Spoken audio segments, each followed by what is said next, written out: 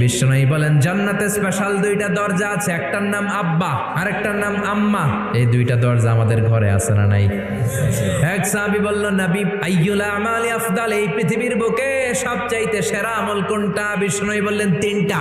এক নম্বরে আসসালাতু ফি ওয়াক্তিহা, সময় মতো নামাজ, আজান হওয়ার সাথে সাথে নামাজ পড়বা, এর চেয়ে ভালো কাজ আর নাই, ঠিক কিনা?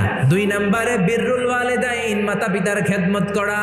তিন নম্বরে আল জিহাদু ফি সাবিলিল্লাহ, আল্লাহর রাস্তায় জিহাদ করা। আরেক বর্ণনায় বিষ্ণু বললেন মা বাবার খেদমত করা জিহাদের চেয়ে বেশি দামি। এক সাহাবী বললেন, ইয়া রাসূলুল্লাহ আস্তাযিনুকাল জিহাদ, আমি জিহাদে যাওয়ার অনুমতি চাই। বিশ্বনবী বললেন, বাবা কেউ বেঁচে আছে নাকি? সাহাবী বললেন, আছে। বিশ্বনবী বললেন, যাও ঘরে ফিরে যাও, ফাফিহিমা ফাজাহিদ, বাবা মার খেদমত করো, বাবা মার খেদমত করলে ঘরে বসেই জিহাদের সওয়াব পাবা। কি নেয়ামত চিনি না আমরা, বুঝি না, যতদিন থাকে ততদিন বুঝি না। বটবৃক্ষ